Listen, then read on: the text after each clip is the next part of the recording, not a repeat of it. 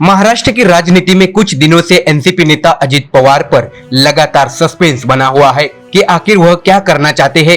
पहले ये कहा गया कि एनसीपी तोड़कर बीजेपी के समर्थन से सीएम बनना चाहते हैं। फिर अफवाह उड़ी कि कहीं न कहीं इसके पीछे शरद पवार का मौन समर्थन है, लेकिन दोनों नेताओं ने बार बार ऐसी किसी संभावना का खंडन किया। तो वही सवाल आकर रुका है कि आखिर अजित पवार की मंशा क्या है।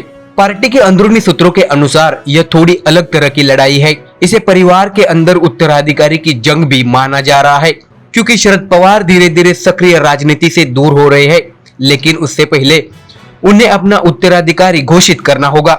उनकी पहली पसंद तो उनकी बेटी सुप्रिया सुले मानी जा रही है, लेकिन अजित पवार को लगता है कि यह उनका हक है। संगठन में उनका वर्चस्व भी रहा है।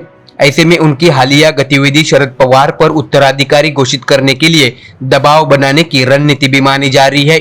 इससे शरद पवार की दुविधा और बढ़ गई है। लेकिन सभी जानते हैं कि शरद पवार के दिल में क्या है, शायद ही कोई इसका अंदाजा लगा पाए। एनसीपी नेता अजित पवार ने कहा है कि 2 से अधिक संतान वाले लोगों को किसी प्रकार की छूट नहीं दी जानी चाहिए, और यहाँ तक कि ऐसे सांसदों और विधायकों को भी चुनाव लड़ने के लिए अयोग्य ठहराया जाना चाहिए। पवार ये टिप्पणी जनसंख्या के मामले में भारत के चीन से भी आगे निकल जाने की खबर पर प्रतिक्रिया व्यक्त करते हुए दी। पवार ने कहा, जब विलासराव देशमुख महाराष्ट्र के मुख्यमंत्री थे तो हम यह निर्णय लेते समय डरे हुए थे कि 3 संतान वाले उम्मीदवार ग्राम पंचायत, जिला परिषद और तालुका पंचायत के स्थानीय निकाय चुनाव लड़ने के लिए अयोग्य होंगे। आज लोग पूछते हैं कि सांसदों और विधायकों के बारे में भी इस तरह का निर्णय क्यों नहीं लिया गया। दरअसल शिवसेना यूबीटी के नेता संजय राउत ने सोमवार को कहा कि महाविकास आघाड़ी बेहद मजबूत है और उनके सामने एनसीपी प्रमुख शरद पवार का यह बयान कभी नहीं आया कि एमयूए टूट जाएगा। राउत ने यह भी कहा कि बीजेपी विपक्षी दलों से शिवसेना, एनसीपी, कांग्रेस और टीएमसी को तोड़ने की कोशिश कर रही है।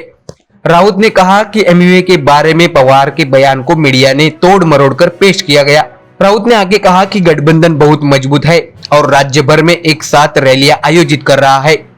दरअसल इससे पहले रविवार को पवार ने कहा था कि तीनों पार्टियां एक साथ काम करने की इच्छा रखती है और प्रकाश अंबेडकर के वंचित बहुजन आघाड़ी के एमयूए में शामिल होने के बारे में कोई चर्चा नहीं हुई है।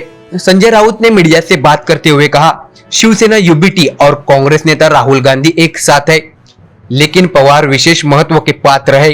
पवार साहब का मानना है कि अगर हम साथ रहे तो हम 2024 में बीजेपी को हरा सकते हैं और बड़ी संख्या में लोकसभा सीटें भी जीत सकते हैं।